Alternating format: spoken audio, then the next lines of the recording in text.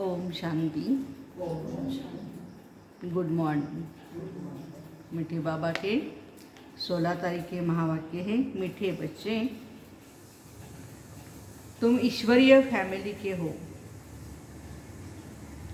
ईश्वरीय फैमिली का लॉ है भाई भाई हो रहना। ईश्वरीय फैमिली का लॉ क्या है? भाई भाई हो रहना।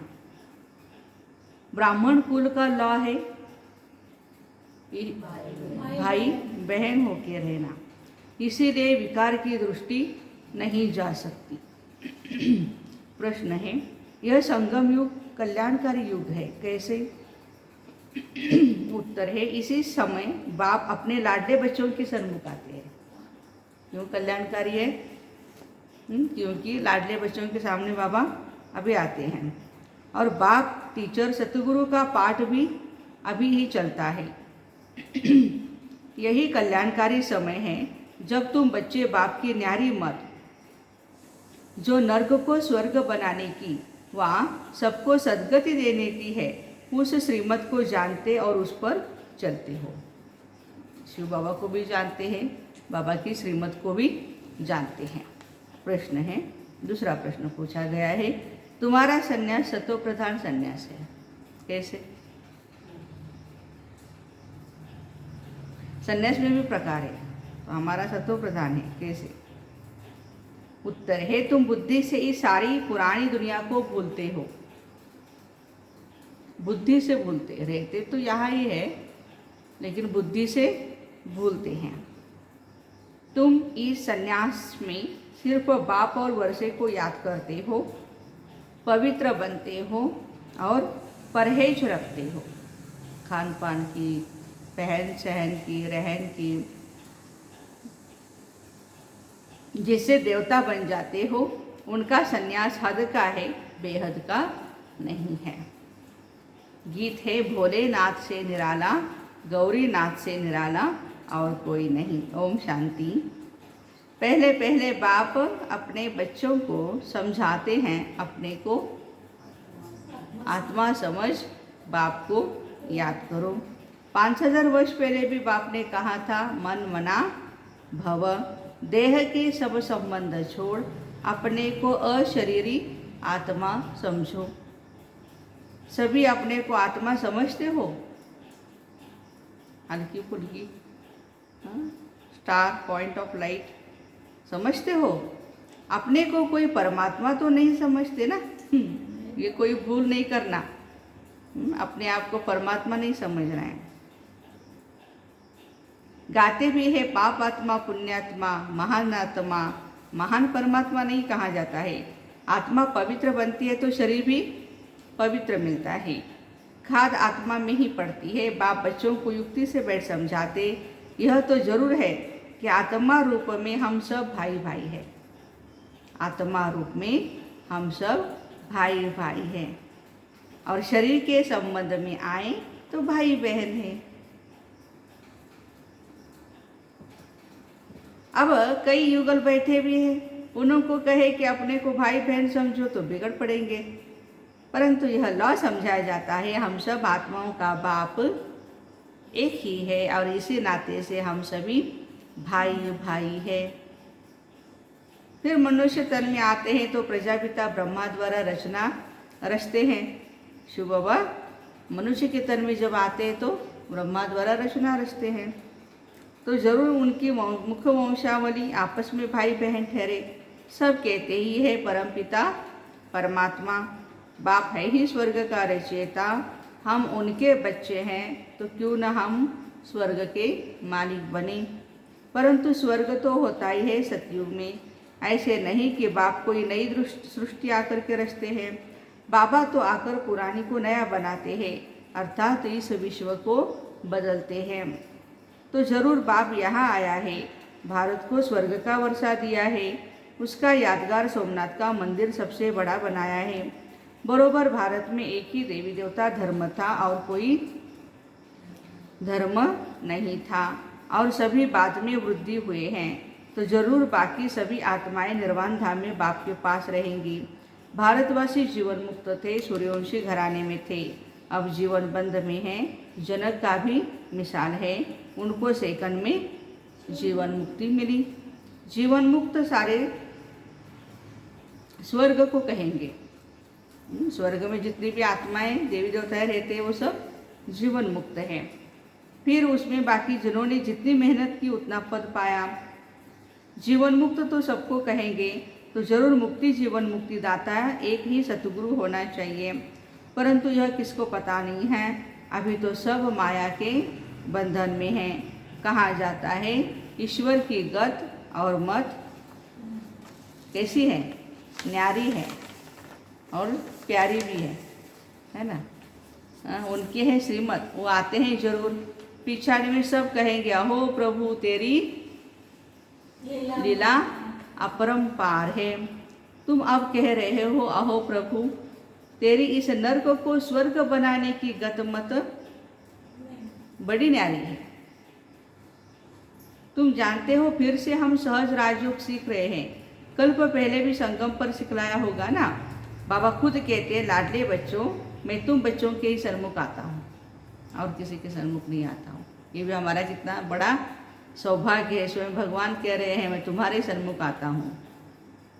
वह सुप्रीम बाप है, सुप्रीम टीचर है, नॉलेज भी देते हैं और कोई भी इस सृष्टि चक्र की नॉलेज दे नहीं सकते। इस सृष्टि चक्र के आदि मध्य अंत व वर्ल्ड की हिस्ट्री जोग्राफी को कोई भी नहीं जानते। परमपिता परमात्मा स्थापना और विनाश का कार्य कैसे कराते हैं ये भी कोई नहीं जानते। तुम बच्चे अब जान गए हो मनुष्य से देवता किए करत न लागी वार। मनुष्य से देवता बनने के लिए टाइम नहीं लगता, 1 सेकंड में निश्चय हुआ बन गए।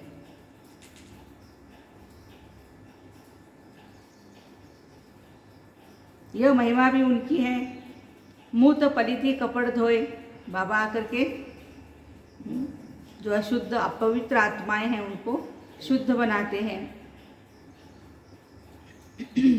अब अपने से हर एक पूछे हम मुँह तो पलिथी है वह पवित्र है। अकाल तख्त है ना, अकाल मूर्त उनका तख्त कहाँ है। वह तो जरूर परम धाम अथवा ब्रह्म महतत्व है। हम आत्माएं भी वहाँ ही रहती है, उनको भी अकाल तख्त कहा जाता है, वहाँ कोई आ न सके। हाँ, परम धाम भी हमारा क्या है, अकाल तख्त है और मस्तक भी हमारा आत्मा का अकाल तख्त है। उस स्वीट होम में हम रहते हैं, बाबा भी वहीं रहते हैं। बाकी वहाँ कोई तख्त व कुर्सियाँ आदि रहने के लिए नहीं है। परम धाम में कुर्सियाँ आदि मेज सोफा कुछ भी नहीं है। वहाँ तो अशरीरी है ना, तो समझाना चाहिए।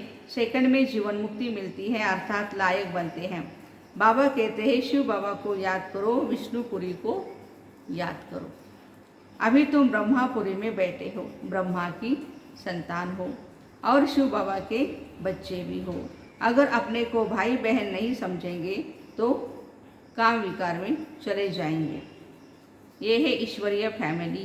पहले तुम बैठे हो, दादा भी है, बाबा भी हैं और तुम उनके बच्चे भी हो। तुम हुए शिव बाबा की ब्रह्मा द्वारा संतान, शिव के पोत्र ठहरे। फिर मनुष्य तन में हैं तो भाई बहन हुए। इस समय तुम भाई बहन प्रैक्टिकल में हो। यह ब्राह्मणों का कुल है, यह बुद्धि से समझने की बात है। सेकंड में जीवन मुक्ति मिलती है। बाकी मर्तबे बहुत है, जो सतयुग में मर्तबे हैं अलग अलग होते हैं। वह दुख देने वाली माया नहीं होती। ऐसे नहीं कि सतयुग से लेकर कलयुग तक रावण को जलाते ही रहेंगे। जो कहते हैं परंपरा से जलाते आते हैं वह यह असंभव है। स्वर्ग में आसुर कहाँ से आए। बाबा ने कहा है यह है आसुरी संप्रदाय। फिर उनका नाम रख दिया है अकासुर बकासुर। कहते हैं कृष्ण ने गाय चराई, यह भी पाठ चला है। शिव बाबा की गायें तुम ठहरे ना। शिव बाबा सबको ज्ञान घास खिलाते हैं। घास खिलाने वाला, परवरिश करने वाला वह ठहरा। गोपाल है हमारा बाबा। हम गायों को क्या करता है, ज्ञान की घास खिला रहा है।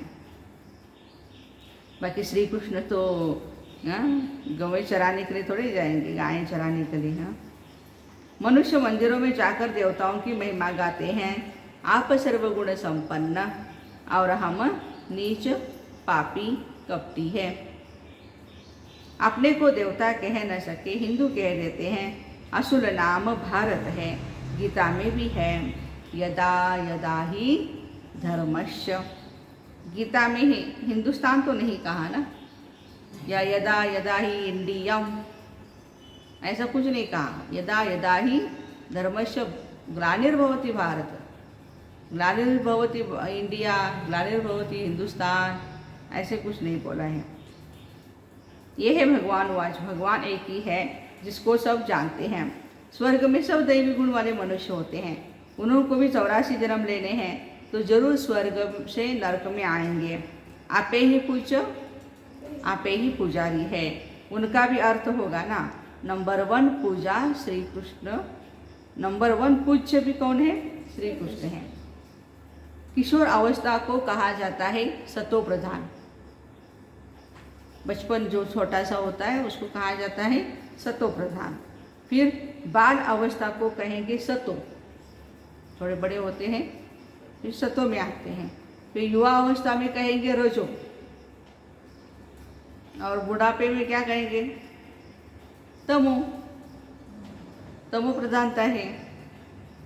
सृष्टि में सतो रजो तमो में होती है। कलयुग के बाद फिर सतयुग आना चाहिए। बाबा आते ही है संगम युग पर, यह है मोस्ट कल्याणकारी युग। ऐसा युग कोई हो नहीं सकता। सतयुग से त्रेता में आए उनको कल्याणकारी नहीं कहेंगे, क्योंकि 2 कला कम हुई तो उनको कल्याणकारी युग कैसे कहेंगे? है कि नहीं?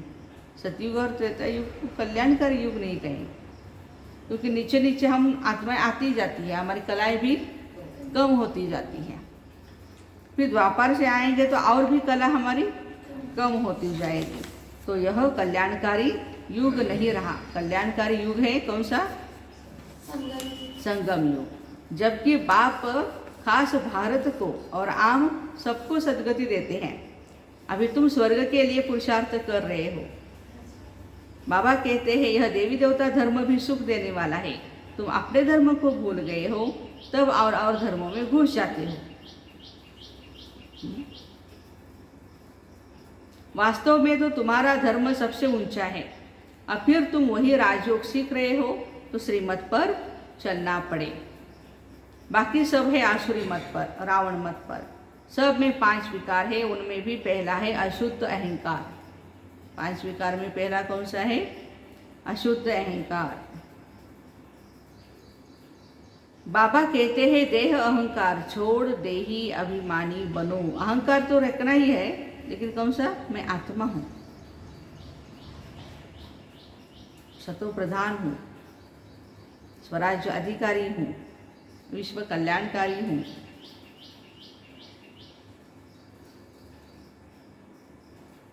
यह भी बाबा कहते हैं कि देखो तुम मुझ बाप को भूल गए हो। बाप कहते देह अहंकार छोड़ देही अभिमानी बनो अशरीरी भव। ये भी भूल भुलैया का खेल है। कई कहते हैं नीचे गिरना है तो पुरुषार्थ क्यों करें? सतयुग से फिर त्रेता युग में आना है, फिर द्वापर युग में आना है, पुरुषार्थ क्यों करें? नीचे तो आना ही है। बाबा कहते बच्चे अरे पुरुषार्थ नहीं करेंगे तो स्वर्ग की राजाई कैसे मिलेगी? ड्रामा को भी समझना है, यह भी एक सृष्टि चक्र है, फिरता ही रहता है। सतयुग आदि सत है भी सत, होशी भी सत। सतयुग आदि सत है, सतयुग हमारा क्या है? सत्य है। होशी भी सत, वहाँ पर है भी सब सत्य। किसी को भी ये पता नहीं है कि झूठ क्या होता है। झूठ बोलना या झूठा रहना, झूठा खाना, कुछ भी नहीं होता है वहाँ पे।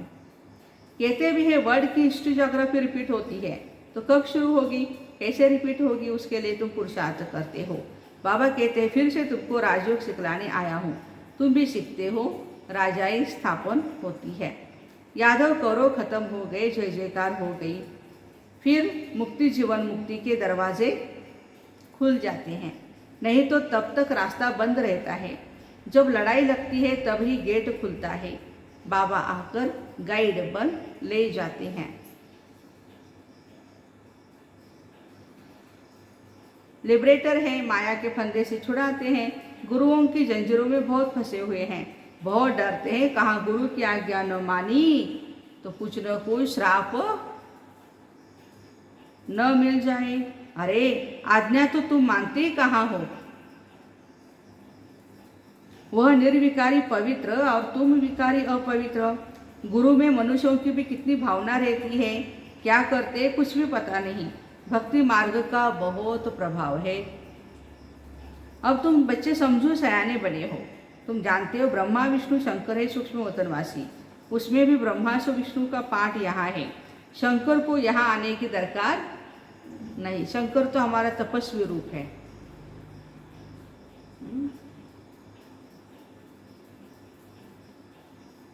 यहाँ है जगदम्बा जगत पिता और तुम बच्चे।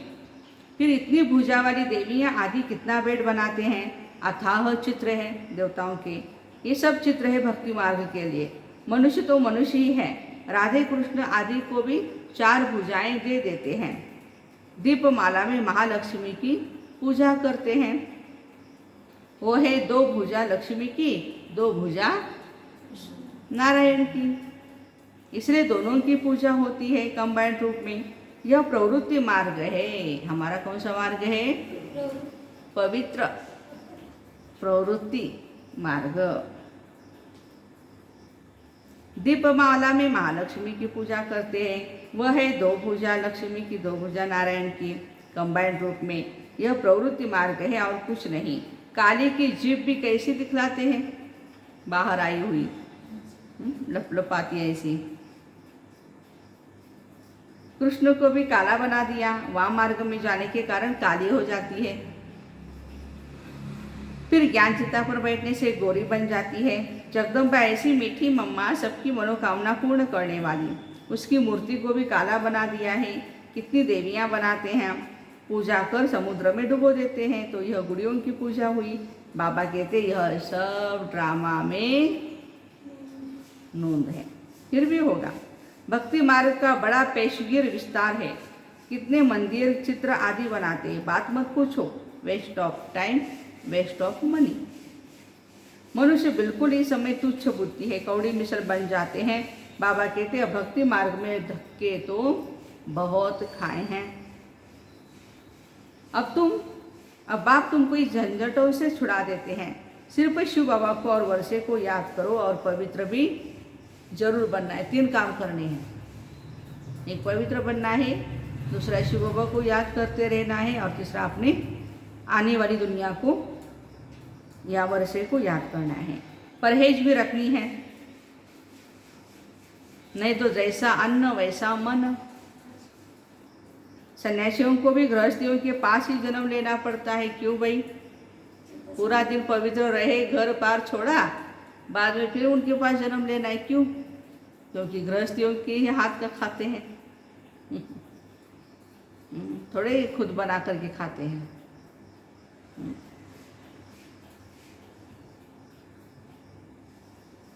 वह है रजो प्रधान संन्यास, यह है सतो प्रधान। तुम पुरानी दुनिया का संन्यास करते हो, उस संन्यास में भी कितना बल है ना। प्रेसिडेंट भी गुरुओं के आगे माथा टेकते हैं। भारत पवित्र था, उनकी महिमा भी गाई जाती है। भारतवासी सर्वगुण संपन्न थे, अभी तो संपूर्ण विकारी है। देवताओं के मंदिर में जाते हैं तो जरूर उस धर्म के होंगे। जिस धर्म में जाते हैं, मंदिरों में जाएंगे तो समझेंगे कि भाई ये हिंदू है, मस्जिद में जाएंगे तो समझेंगे ये मुस्लिम है, चर्च में जाएंगे तो क्या समझेंगे ये क्रिश्चियन है। गुरु नानक के मंदिर में जाते हैं तो जरूर सिख होंगे, परंतु ये सब अपने को देवी देवता धर्म के कहला नहीं सकते। क्यों? पवित्र नहीं है। अब बाबा कहते हैं फिर से मैं शिवालय बनाने आया हूँ। स्वर्ग में सिर्फ देवी देवता ही रहते हैं, यह प्रायः ज्ञान लोप हो जाता है। यह ज्ञान क्या होता है? प्रायः लोप हो जाता है। गीता रामायण आदि सब खत्म होने हैं, ड्रामा अनुसार फिर अपने समय पर निकलेंगे। कितनी समझने की बातें हैं। ये पाठशाला ही है मनुष्य से देवता बनने की, परंतु मनुष्य की गति सदगति कदाचित नहीं कर सकते। अल्पकाल का सुख तो सभी एक दो को देते रहते हैं। यहाँ है अल्पकाल का सुख, बाकी तो दुख ही दुख है। सतयुग में दुख का नाम ही नहीं है, नाम ही है स्वर्ग सुखधाम। स्वर्ग का नाम कितना बाला है। बाबा कहते हैं भल गृहस्थ व्यवहार में रहो, परंतु इस अंतिम जन्म में बाप से प्रतिज्ञा करनी है। कौन सी? बाबा हम आपका बच्चा हूँ, ये अंतिम जन्म पवित्र बन पवित्र दुनिया का वर्षा जरूर लूँगा। ये बाबा से प्रतिज्ञाएं करनी। बाबा को याद करना बहुत सहज है ना, या डिफिकल्ट है? बिल्कुल सहज है। अच्छा, मीठे मीठे सिकिरदे बच्चों प्रति माता पिता बाप दादा का याद प्यार और गुड मॉर्निंग। रूहानी बाप की रूहानी बच्चों को नमस्ते। हम रूहानी बच्चों की रूहानी माता पिता बाप दादा को याद प्यार गुड मॉर्निंग और नमस्ते। वाह बाबा वाह, शुक्रिया बाबा शुक्रिया। धारणा के लिए मुख्य सार है, देह अहंकार को छोड़ देही अभिमानी बनना है। अशरीरी बनने का अभ्यास करना है। ड्रामा को यथार्थ रीति समझकर पुरुषार्थ करना है। ड्रामा में होगा तो करेंगे ऐसा सोचकर पुरुषार्थहीन नहीं बनना है। वरदान, संगम युग के महत्व को जान श्रेष्ठ प्रारब्ध बनाने वाले तीव्र पुरुषार्थी भव। संगम युग छोटा सा युग है। इस युग में ही बाप के साथ का अनुभव होता है। संगम का समय और यह जीवन, समय भी और ये जीवन भी दोनों ही हीरे तुल्य है। तो इतना महत्व जानते हुए एक सेकंड भी साथ को नहीं छोड़ना। सेकंड गया तो सेकंड नहीं गया, बहुत कुछ गया। सारे कल्प की श्रेष्ठ प्रारब्ध जमा करने का यह युग है। अगर इस युग के महत्व को भी याद रखो तो तीव्र पुरुषार्थ द्वारा राज्य अधिकार प्राप्त कर लेंगे। आज का स्लोगन है, सर्व को स्नेह और सहयोग देना ही विश्व सेवाधारी बनना है। सर्व को स्नेह भी देना है और सहयोग भी देना है हर कार्य में।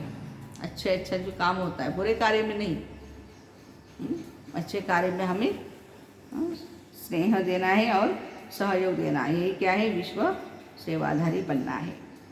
तो ऐसे संगम युग के महत्व को जान श्रेष्ठ प्रारब्ध बनाने वाले तीव्र पुरुषार्थी भाई बहनों को ओम शांति। Have a nice day.